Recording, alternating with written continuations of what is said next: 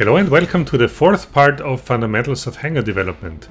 This is another episode of War Robots Basics where I speak about principles of the game that may be especially interesting for newer players. In the first part we looked into a practical and strategic approach on how you can develop your War Robots Hangar from zero. In the second part we briefly looked into silver gear, and the third part covered titans. Today we are going to talk about an important type of secondary gear that has not always been in the game, but was introduced at a much later point: motherships. Motherships came into the game a bit more than 1 year ago with the 7.3 update. Originally they were announced as gear providing a little bit of support from the orbit, and as something that every player should be able to afford, and something that you can maybe activate 2 or 3 times throughout the battle. So hopes were high that they would not be OP, but of course after a few months really powerful motherships emerged, and in the meantime, what a surprise, they have become yet another factor that makes this game less enjoyable for players that are not rich, because they have become something that you need in order to be able to compete on the highest level. But without cash you will never get it. So let's first try to understand why motherships are so powerful these days and why they became purely pay to win stuff.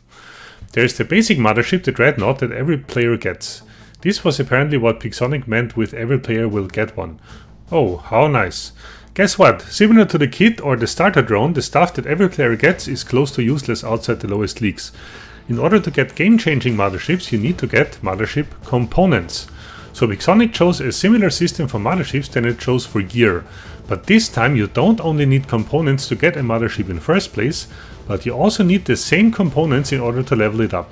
So it's not done with silver or platinum, which is a base currency. No, you need to have mothership components of the exact type. And Pixonic made it in a way that you can only obtain these components for the latest and most powerful mothership if you basically buy event chests. So for everybody else that does not buy event chests, you won't benefit from the effects of the strongest motherships on the battlefield.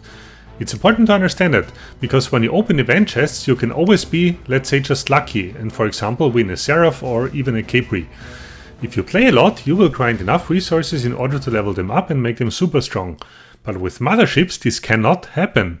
Even if you're lucky enough to win the strongest one through a lucky chest opening, you will still need a lot of the specific mothership components to max it out and make it incredibly powerful.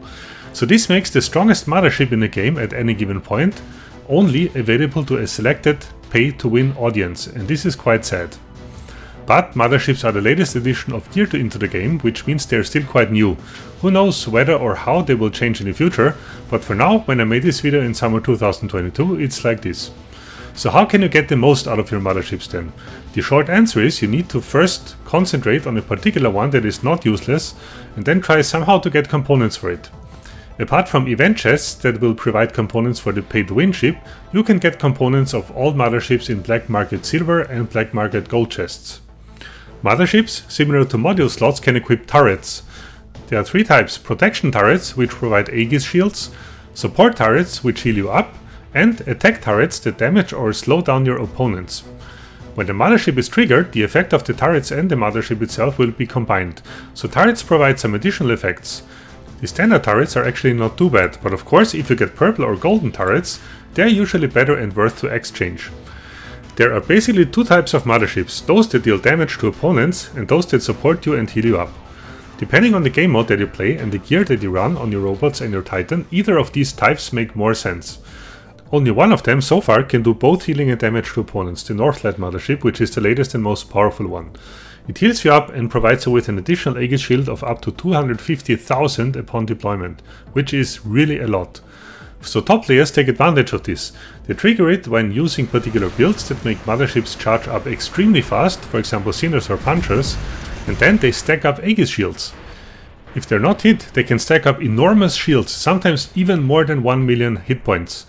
And the thing is that they don't only get these shields and healing effects for themselves, but also for close by teammates. So if you see small groups of top players raiding spawns and beacons close together, now you know why they do it.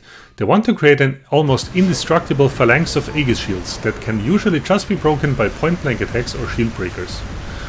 So if you can't get the Northlight or whatever new meta mothership is around when you watch this video, what mothership should you go for?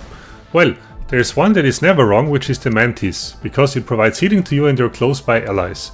But if you play FFA for example, I would recommend you to go for a Monarch or an Orion, because these may get you kill steals from far away, if you can't get into certain situations by yourself.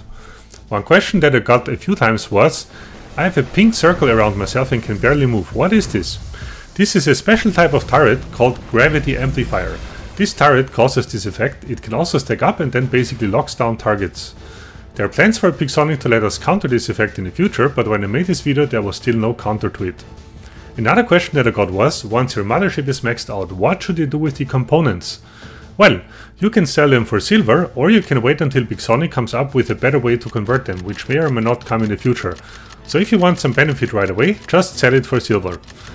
So what about whole motherships that are maxed out that you want to replace? Like for any other gear, I would resist the urge to sell them right away. You just never know what Pixonic comes up with. Maybe in the future event task you need to get kills with a certain type of mothership or something. Funny trivia, in summer 2022 there was an exploit in the game for some time that some players took advantage of. You could buy a Dreadnought mothership for 800k silver and you could sell it for the same price. This doesn't seem to be a big deal at first glance, but keep in mind that every Dreadnought that you buy comes with a standard turret equipped. And this turret also sells for 100k silver, separately from the mothership. So basically, you could buy 2 items for 800k and sell both of them again for 900k. If you do this 10 times, you get 1 million silver. If you do it 1000 times, you get 100 million silver. So you get the idea. Especially for players in lower leagues, this bug was worth the hassle of buying and selling. But eventually, Pixonic fixed it. Now, the Dreadnought sells for 700k together with its turret. So when you sell it now, you get back exactly the amount of silver that you bought these 2 items for. So that concludes this episode of War Robots Basics. I hope that you found it useful for your Hangar development. As always, your feedback is greatly appreciated. Thanks a lot for watching and see you on my channel.